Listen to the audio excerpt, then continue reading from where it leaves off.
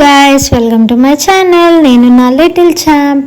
ఇవాళ దేవాన్ష్కి first day స్కూల్లో వేద్దామని చెప్పేసి అయితే వెళ్తున్నాం అనమాట. వాడిని ప్రిపేర్ చేస్తున్నాను. ఎలా ఉంటుంది స్కూల్కి వెళ్ళాలి, ఏడవద్దు అని చెప్పేసి. ఇంకా వాడు ఎంత చెప్పినా ఏడుస్తా అని అంటున్నాడు అనమాట. చూడండి వాడు ఏమంటున్నాడో. ఎన్నిసార్లు అయినా చెప్పాను, వద్దమ్మా అని అంటున్నాడు.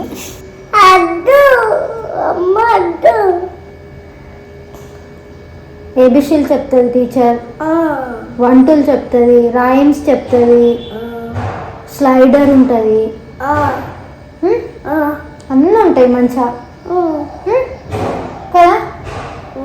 అవునా? పోవాలి కదా స్కూల్కి?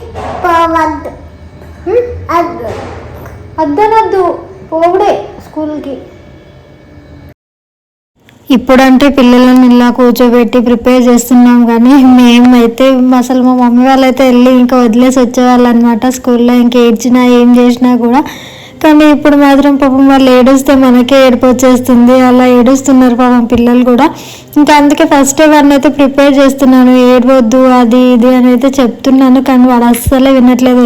వద్దమ్మా స్కూల్ వద్దని అని అంటున్నాడు ఎన్నిసార్లు చెప్పినా కూడా. ఇంకా సరే అని చెప్పేసి లాస్ట్కి అయితే సరే వెళ్దామని ఇంకా టిఫిన్ చేపించేసి అయితే వెళ్తున్నాము. ఇంకా వెళ్ళేటప్పుడు మంచిగా దేవునికి దండం పెట్టుకున్నాను అంటే కూడా సరే అమ్మా అని చెప్పేసి దేవుడికి కూడా మంచిగా దండం పెట్టేసుకుంటున్నాడు చక్కగా.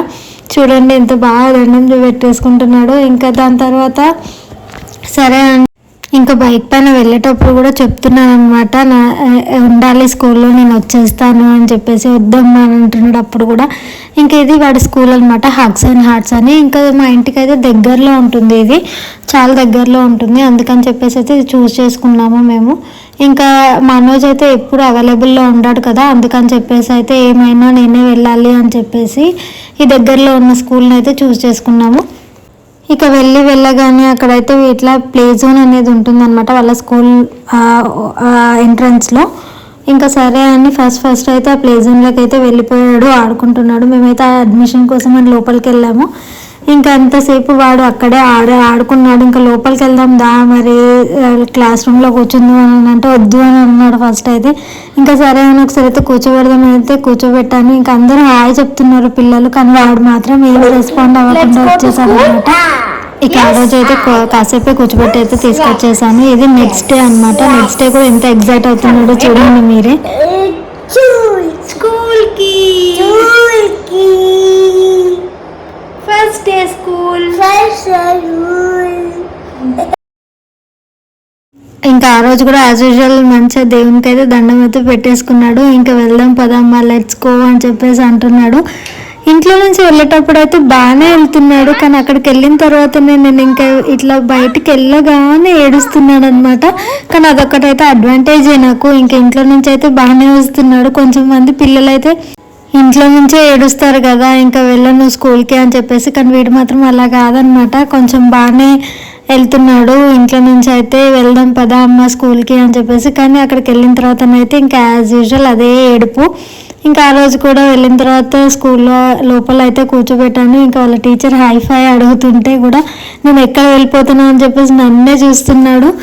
ఇంకా ఆ రోజు అందరూ పిల్లలతో కాసేపు అయితే కూర్చున్నాడు వాడు, నేను కూడా కూర్చున్నాను. ఇంకా వాడితో పాటు ఇంకా ఏడుస్తాడేమో అని చెప్పేసి కాసేపు కూర్చొని ఇంకా బయటకు వచ్చేసిన తర్వాత ఇలా మళ్ళీ ప్లే జోన్లోనే ఆడుకున్నాడు అనమాట. కొంచెం అలవాటు అయ్యే వరకు ఇలా ప్లే జోన్లోనే ఆడిపిస్తారంట వాళ్ళని, పిల్లల్ని. ఇంకా ఏడుస్తారు కదా చాలా అని చెప్పేసి.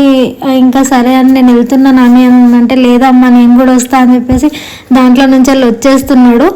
ఆడుకోవడం కూడా వద్దు అని చెప్పేసి వచ్చేస్తున్నాడు అనమాట. ఇక్కడ ఒక పాప ఉంది కదా, ఆమె కూడా నెక్స్ట్ అకాడమిక్ ఇయర్కి అనమాట. ఇంకా ఒక 4-5 మెంబర్స్ ఉన్నారు నెక్స్ట్ అకాడమిక్ ఇయర్కి వీటితో పాటు. కొంచెం ఇప్పటి నుంచి పంపిస్తే అలవాటు అవుతుందని చెప్పేసి అయితే పంపించాను. ఇంకా సరే అని నేనైతే బయటకు వచ్చేసాను. ఇంకా ఇలా ఏడుస్తున్నాడో చూడండి పాపం. ఇంకా బయటకు వచ్చి నేనైతే 5-10 మినిట్స్ వెయిట్ చేశాను అనమాట. ఆ రోజు చాలా ఏడుస్తున్నాడు. ఇంకా అందుకని నేనైతే వెయిట్ చేశాను. ఇంకా ఫుల్ ఏడుస్తున్నాడు అని చెప్పేసి లోపలికి అయితే వెళ్ళిపోయాను. ఇంకా నాకే ఉండబట్టలేక వెళ్ళాను అనమాట.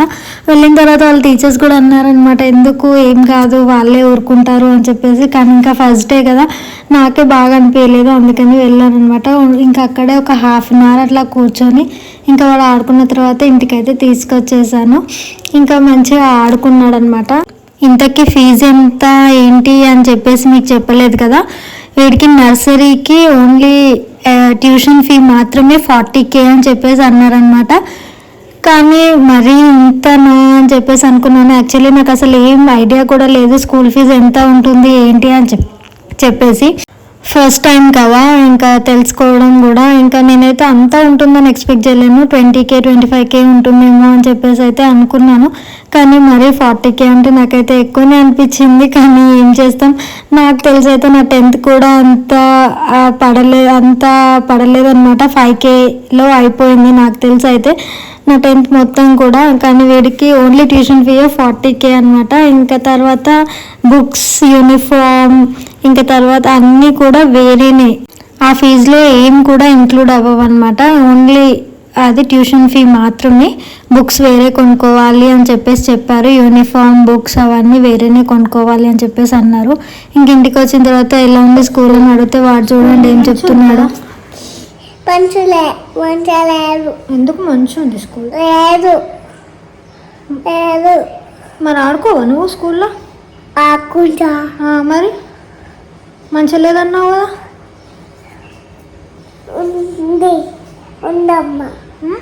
ఉంది.